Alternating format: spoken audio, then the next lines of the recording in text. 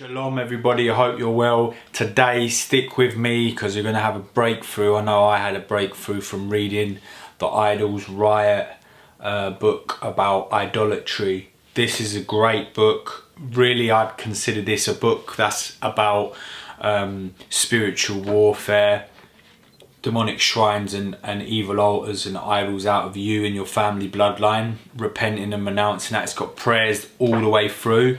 I thoroughly enjoyed reading this book, but it also brought home clarity and revelation about how important it is to stay away from idolatry. And if you actually look at the whole world over, one of the most common sins amongst all human beings worldwide is idolatry. So we all get caught up in, we can have food idols, you know, McDonald's, Burger King, Pizza Hut, these are all food idols.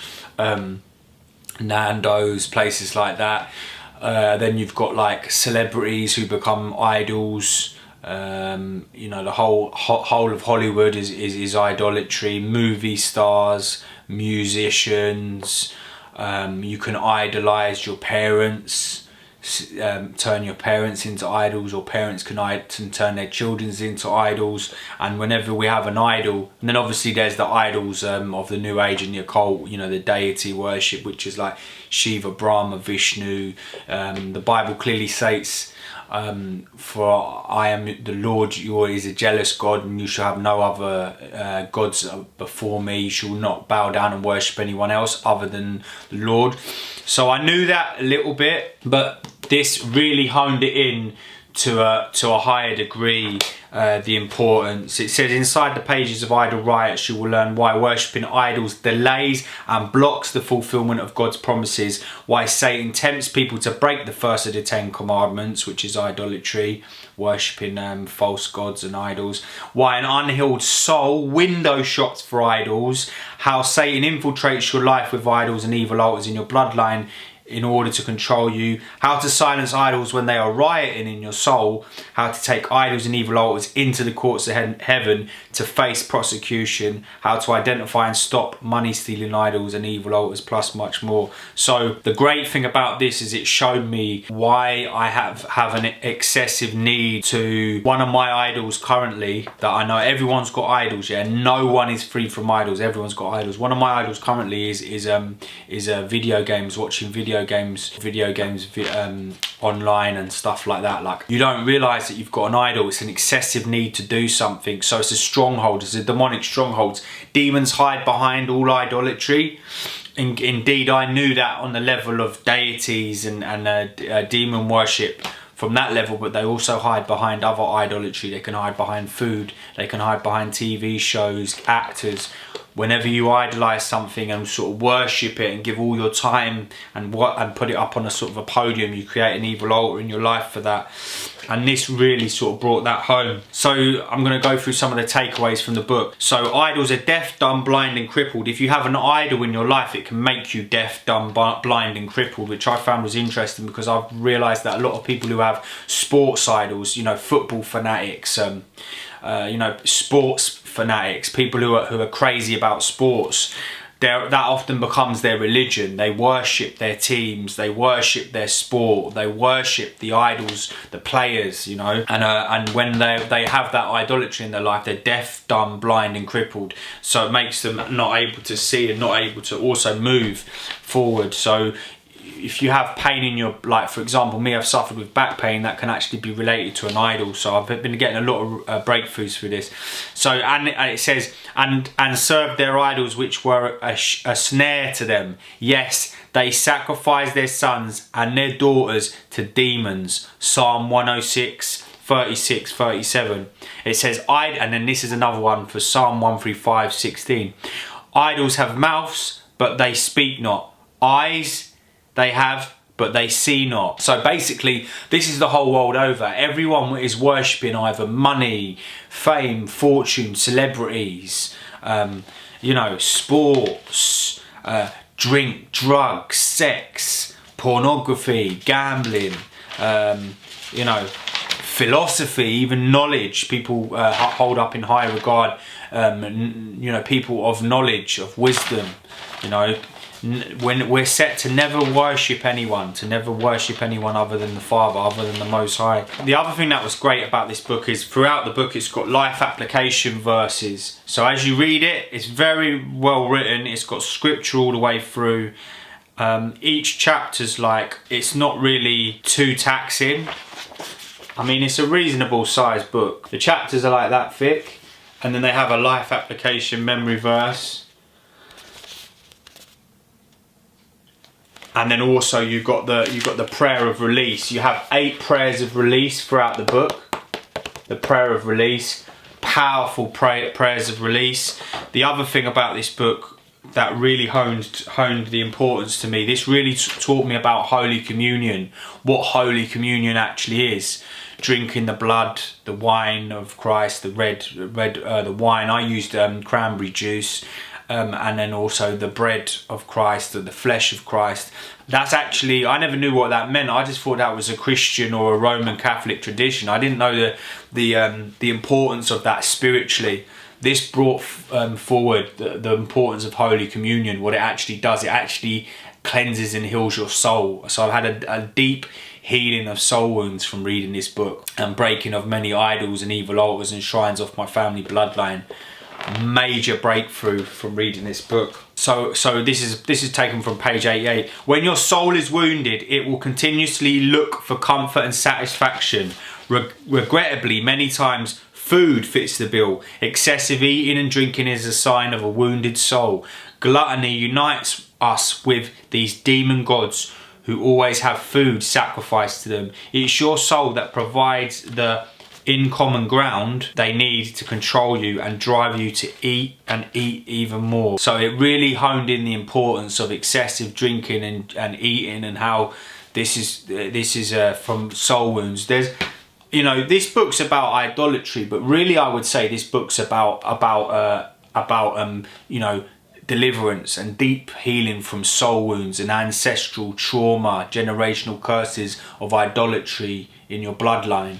This actually goes really into depth about that, and some of the prayers in here also cover casting out the idols that are in your family bloodline, in your father's house, and that, and it really goes into it, gives you the complete lowdown on how to do it, and the prayers are powerful. I received major breakthroughs in healing and deliverance, and just clarity and revelation about idolatry and what's really going on with me. So I would rate this book a straight 10 out of 10. I was going to be pedantic and give it a 9 out of 10, because when I stored this in the prayer room, the prayer shed, a little bit of the damp from inside the prayer shed made the cover twist, and like the paper or the card's not the best quality for printing a book, and I was going to give it a 9 out of 10, but it further surpassed that.